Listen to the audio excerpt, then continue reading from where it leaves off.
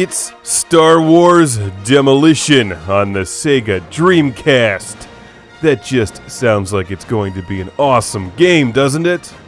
Well, prepare to be disappointed, as I am extremely disappointed in this game. How do you go wrong with smashing Star Wars vehicles into each other on the Dreamcast? Well, they found a way.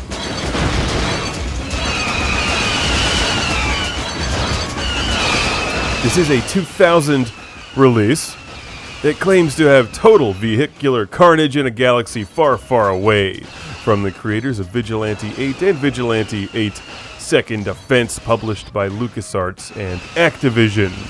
Such a promising game that suffers from such horrible controls. Actually, this feels like it was rushed out, because every battle ends the same way, with all of the vehicles smashed into one corner of the map, shooting each other until they all explode.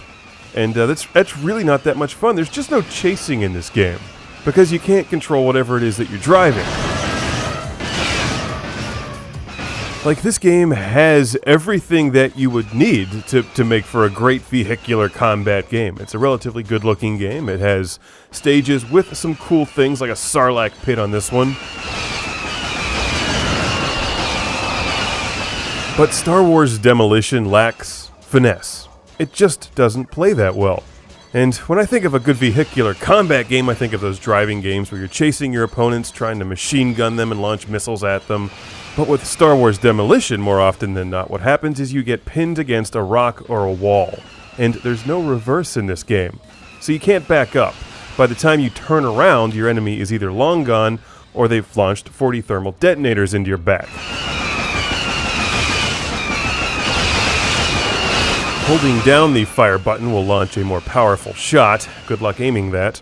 And there's special weapons that you can pick up throughout the game, but none of it feels all that well tied together, which is why I think it, at least to me, seems rushed. But I'm wondering if I would have liked this a lot more in 2000.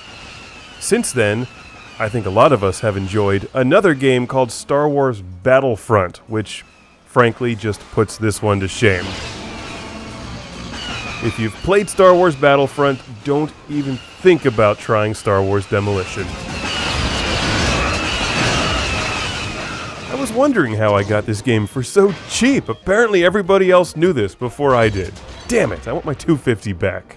The shame is that this game has some great cutscenes, and the music and menu production values are really nice, but then you start playing it and it's like, There's a bunch of different game modes, a battle mode, tournament mode. You can even play multiplayer against your friends. Locally, of course, even though the Dreamcast did have online. It's really jerky, but I think the environments themselves look nice and do capture the feel of the planets that they're based on from Star Wars, like Yavin 4, Hoth, Cloud City, and the dreaded Naboo.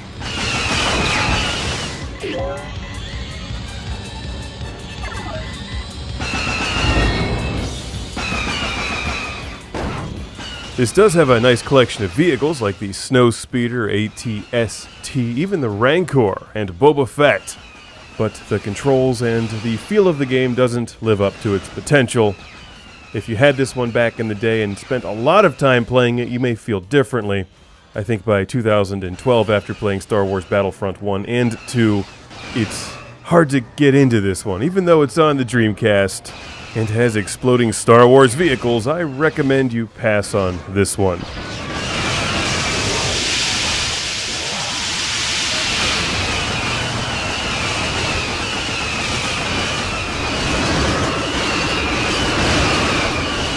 This is the second Classic Game Room review, celebrating the launch of the CGR Comics and CGR Toys channels. As you know, Star Wars is known for having some awesome comics and awesome toys. But the games can be hit or miss, though. If you're looking for a good Star Wars game on the Dreamcast, I'd recommend Episode 1 Pod Racer. Even though it burns when I say Episode 1, the racing in that game was actually pretty good. And this has been Star Wars Demolition.